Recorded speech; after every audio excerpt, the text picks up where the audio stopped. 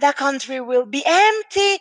Who wants to stay in that country? They will hopefully. And of course, not. People like their houses, their homes. I mean, a lot of people move because they have to. So if you make migration easy and free and legal, people will move, but they will be able to get jobs and get settled and be safe.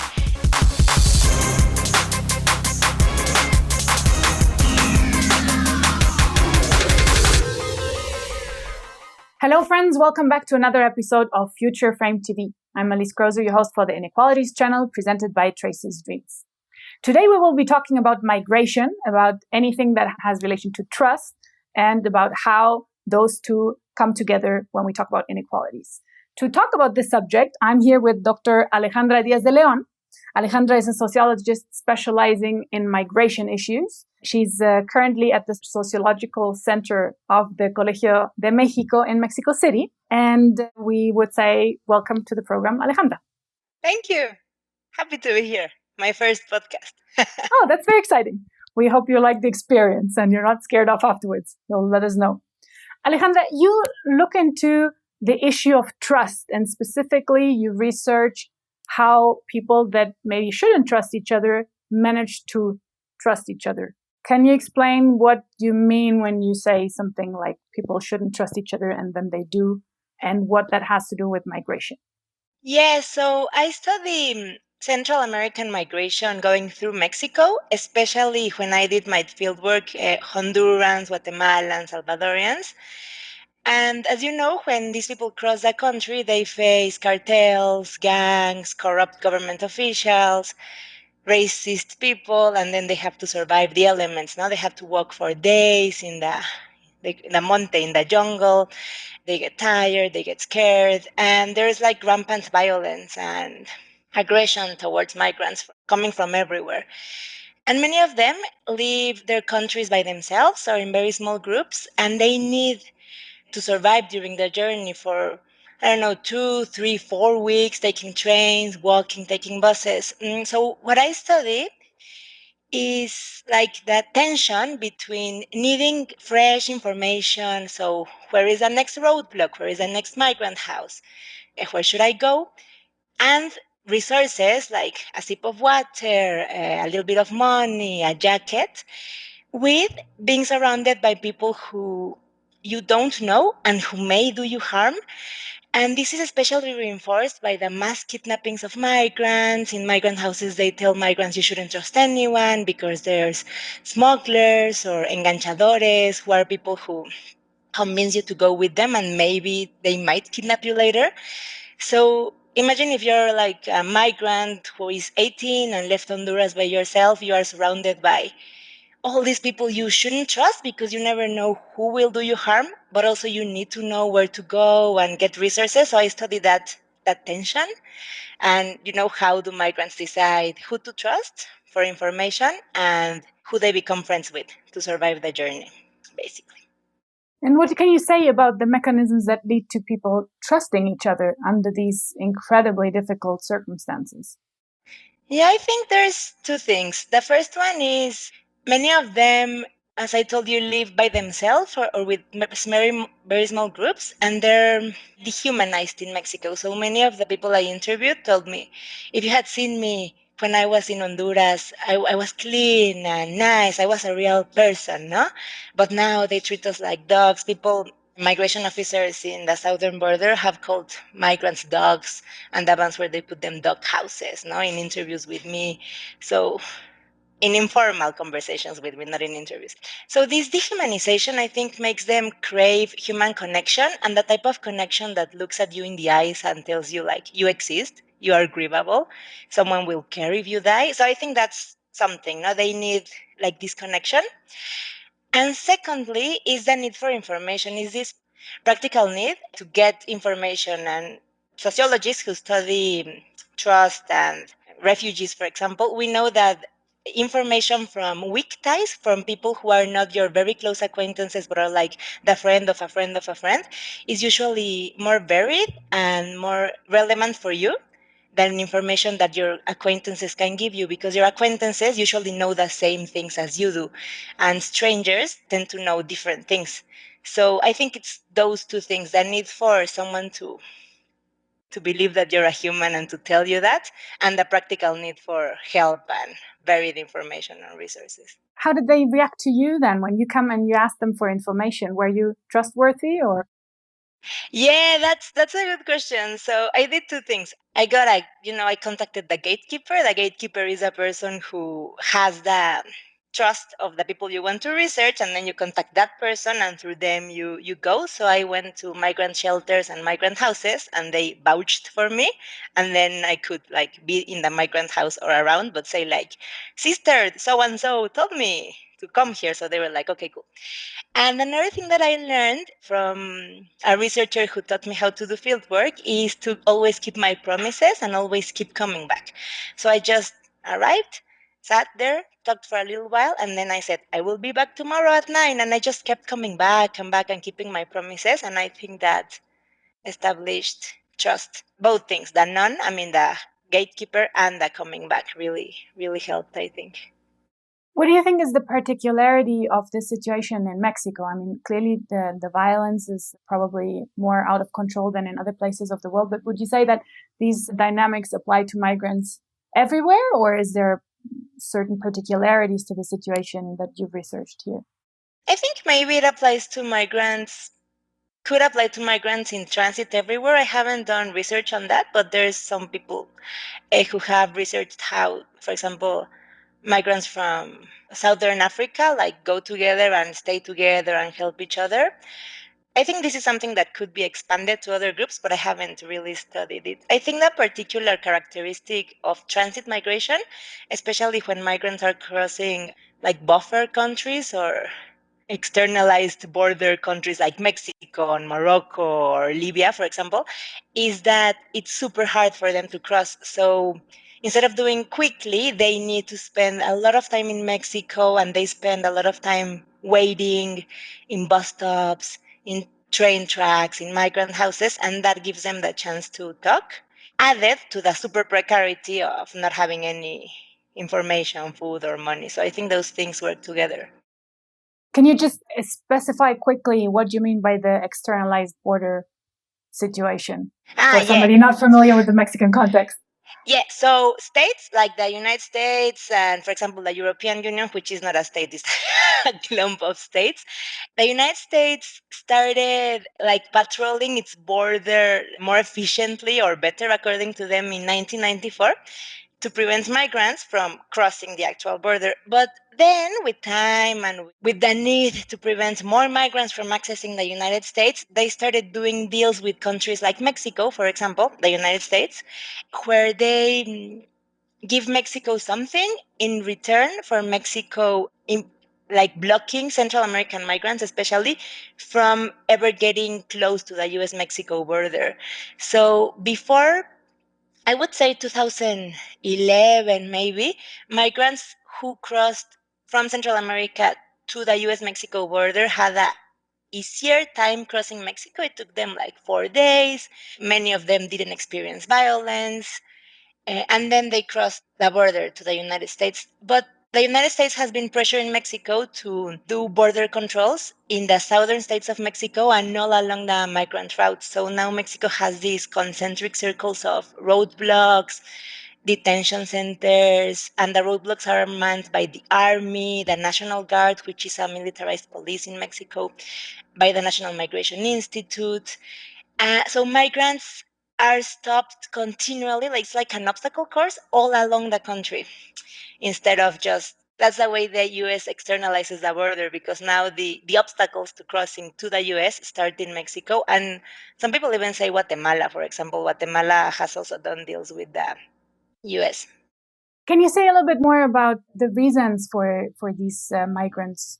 You mentioned refugees in another sentence, in another context, but we've referred to these people as migrants. What is the difference there? And what do you think are the underlying conditions that make these people leave their places of origin despite knowing about this incredibly difficult journey ahead of them? So one thing that I want to say before is that this incredibly difficult journey, it's obviously manufactured by the countries. It shouldn't be so difficult.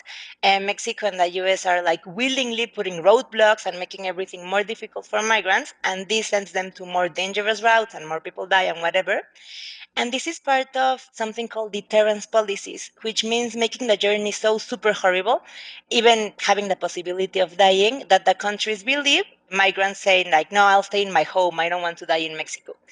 But this doesn't work like this, of course. And this takes us to why migrants leave Central America. So they leave because of several reasons. The first one is that there's rampant poverty in these countries. Most people are underemployed, which means they cannot get a full-time job, so they don't earn enough money, or and subemployed also, or unemployed. Those who have jobs earn very little wages, and those who have businesses have to pay something called the war tax, which is when the gangs come and they charge them not even a percentage of their earnings. They just throw a number at them, as they told me, and they have to pay that. So a lot of people flee because of that.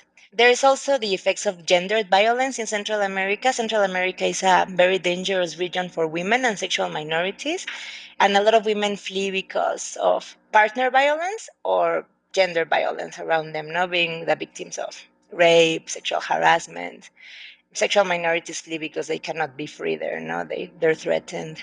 Another reason is the gangs. So there's a lot of violence and gang violence in Central America, and there's whole neighborhoods that are taken over by the gangs. And a lot of young men, when they're kids, 16, 15, they're recruited into the gangs. So some of them flee or are sent by their parents to the US in order to avoid that. A lot of people that I met also fled because they somehow made someone in a gang angry and they had to like flee now because they were going to get killed. And finally, and I think this one is very important to remember, is the effects of the climate crisis in the countries. Mexico and Central America are one of the areas that is more affected by the climate crisis right now and will be more affected in the future. So there's these huge and unpredictable hurricanes, and there's droughts. Places that were lush jungles before are super dry now, and places that should be dry are super flooded. So people cannot really predict the crops or make a living, and also their houses get destroyed and whatever. So all those things make people want to leave their home countries. And for them, deterrence, like these deterrence policies, like knowing that they might die in Mexico or might get kidnapped, are not strong enough because they feel they will die anyway in their home countries and they won't have a living. And to the question of what's the difference between migrants and refugees, it's difficult because refugees are the ones who are legally recognized by a state as having fled for a legitimate reason that is in law. But for example, the UN doesn't recognize climate refugees, and that's becoming something super important, no? And right now, Mexico is not giving asylum to a lot of people. So even if you apply, it's super difficult to get asylum in Mexico and the US. You need to like be threatened by the gangs, for example, and then gather evidence before you flee, and then show them the evidence. So it's very very difficult. So before we talk about the alternatives to this, can you elaborate a little bit more about, in case they told you or you found information on this, how do people actually prepare for their journey?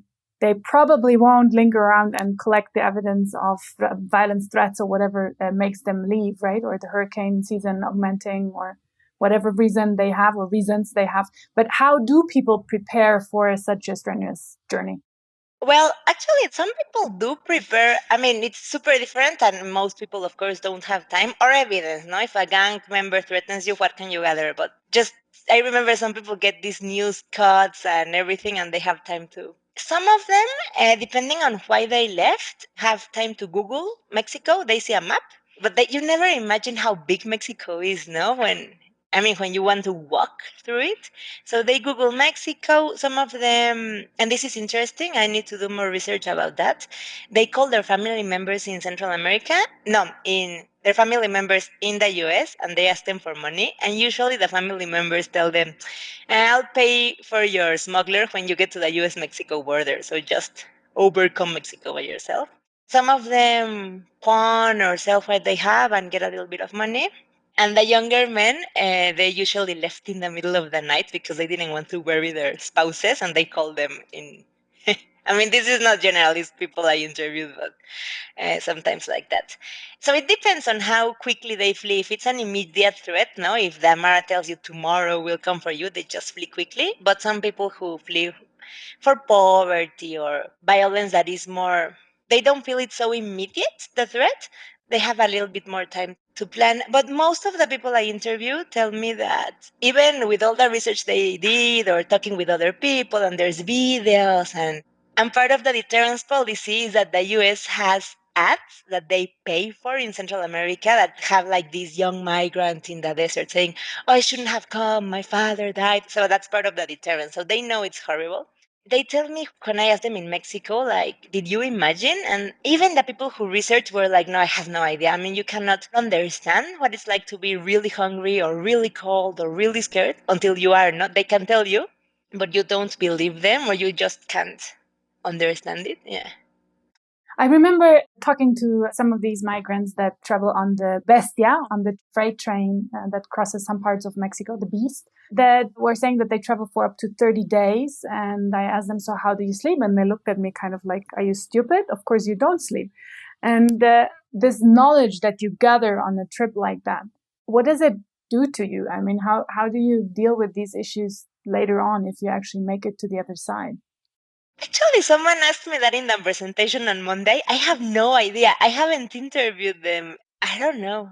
It must be super difficult to remember those things. And another thing that is important to know, I guess, is that once you survive crossing Mexico, which is horrible and many people die or disappear or get kidnapped, you have to cross with a smuggler probably the US Mexico border, which is a whole new beast. No, it's a desert and they have to walk for days and days and the sun is beating on them and things like that. So the informal conversations that I've had with migrants on the other side, they seem to remember the US Mexico crossing, like the border, more than crossing Mexico. And I feel it's maybe because it's the latest traumatic experience, but I have no idea. I haven't done research on that. So if we imagine this crossing is what 4 or 5,000 kilometers, it's a lot of waiting in between. So it can take not days, but months. And then you have to wait when you come to the border, when is the right moment to pass. And what do people do? Is it incredibly boring? How do they manage to overcome all this time? Before I did field work, I didn't know there would be so much waiting first, and then I thought people would be like sad. But no, I asked them this. They tell each other stories. Sometimes talking about trust, migrants in the southern border, especially, and men especially, make like very strong friendships with three or four other men, and they try to go together all the way to the north. And sometimes it works very well. And these people, they tell each other stories about their lives, and then they tell me, no, no, but we don't tell each other everything at once. We need to like, how do you say, like, like spread it out for the whole road. I met a group of younger men, like 18, 19, and they bought or borrowed soccer balls and they just played soccer all the time. And they tried to do cascaritas, like informal games with Mexicans, with people they found on the road. Some of them work a little bit, some of them do crafts. Like with, have you seen those flowers that people make with cans? And yeah.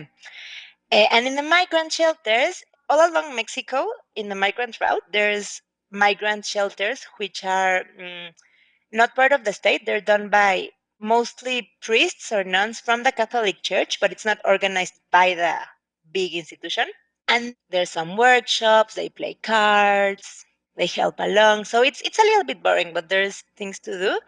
And I think going there really helps people understand, including me at the beginning, that it's a lot of people when they talk about migrants and what they suffer and whatever, they think it's like suspended life. No, they're just barely surviving. They're just surviving. But no, you can see that they're social. They play games. They dance reggaeton. They play rummy. They cheat in rummy, things like that. So I think it's important that to know that there's still people who can be social and have tastes and dislikes, and they like people and they don't like some people. So yeah, but it's very boring. And also you have to remember it's with this low level hum of constant stress and fear. No, yeah. So then connecting this to the deterrence policy and the failure of the deterrence policy to actually deter, what would be an alternative to make this less inhumane, from the obstacles perspective and still make it more sustainable also for the receiving and sending country? I mean, it's a good question, but the problem is that I personally, if I were like made head of the National Migration Institute, I would just implode it because I think migration should be free, should be legal for everyone. I mean, I personally think we should have like open borders, but maybe some sort Or of no visa that, borders? oh, no borders, but some sort, but if you want to go more like less extreme, some sort of visa or permit that anyone can get every time they apply. Remember when I think Romania was going to join the European Union and people were like, no, the country will be empty. Who wants to stay in that country? They will awfully. And of course not. People like their houses, their homes. I mean, a lot of people move because they have to. So if you make migration easy and free and legal, people will move, but they will be able to get jobs and get settled and be safe. And And pay of course, tax? yeah, pay tax, and Central America will not empty the same way. Eastern European countries did not empty when they joined the European Union. And I think that's a very good example because it's this like moral panic, no? These people have skills, they're motivated, they're willing.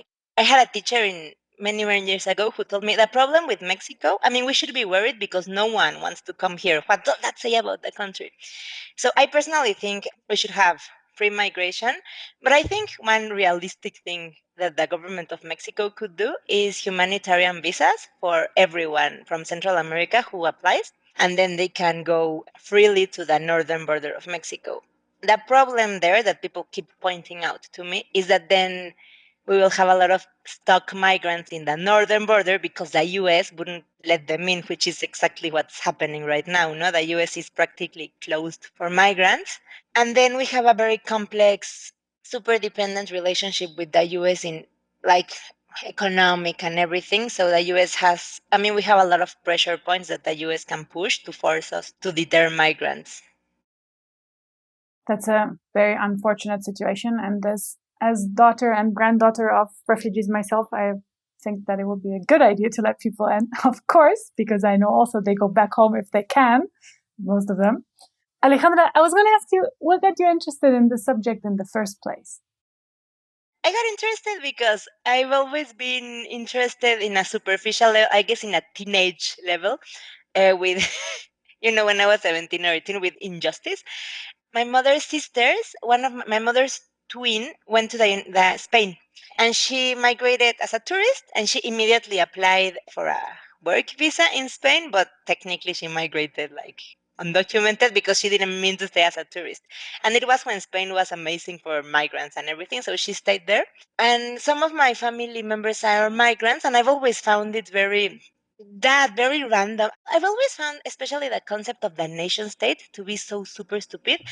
And I remember I read Benedict Anderson when I was in university, and I was like, what? States are not super old and with all this super old history. And it just blew my mind that we didn't need to be like nationalistic and thinking about states. And I think the way we treat migrants is one of the worst consequences of being like patriotic and thinking about nation states. And I find it super unfair. And then I had an aunt who worked at an NGO who dealt with Central American migrants, and I did. In Mexico, we need to do our social service before we graduate university, so I did my social service with her, and I learned a lot. And then, yeah, The it rest is became history. yeah.